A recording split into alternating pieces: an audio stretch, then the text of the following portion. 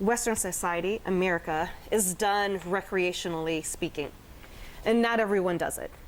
So it's either you're dancing at a wedding, at a function, something of that nature. And some people are like, I don't dance.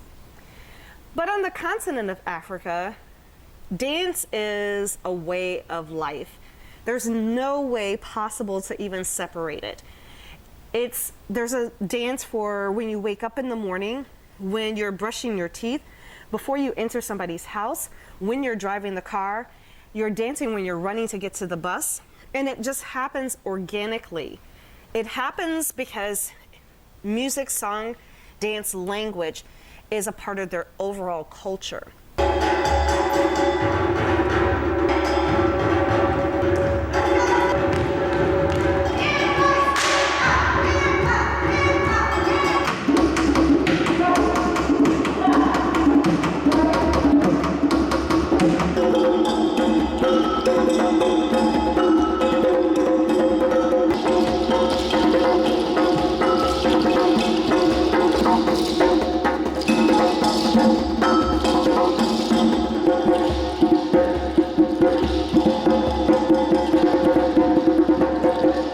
The other thing that's sort of different, very, very drastically different about African dance forms would be that the dances are based on situations of your life, it's based on current events, it's based on occupations, it's based upon what's happening in the community and that those societies and their relationships with one another.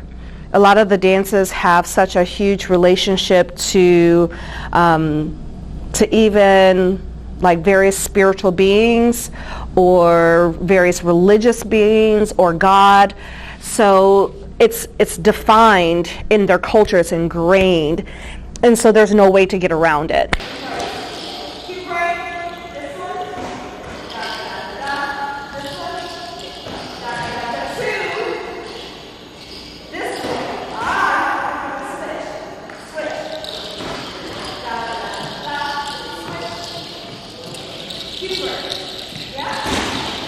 So in Guinea, which is very different than in Nigeria. So Guinea is a Francophone country, French. So one of their languages happens to be French.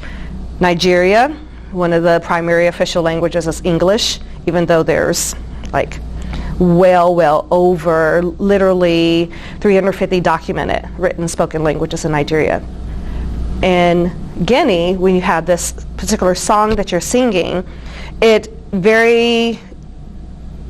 resembles the French language, but also another language that you're speaking from the Baga and the Susu ethnic groups.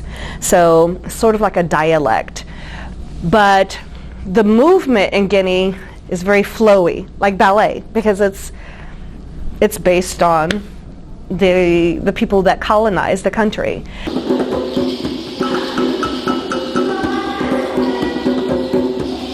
Even very specifically, gender-wise, within America, a lot of men just do not dance. It's just, no. On the continent of Africa, it's far different. More men dance. Like, women dance, because it's sort of like, okay, we all think, like, yeah, women dance.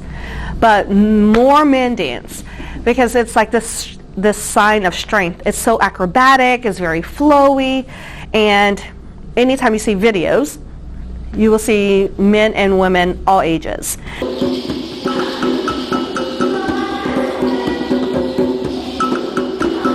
When you start to learn each of the dances, you become interconnected.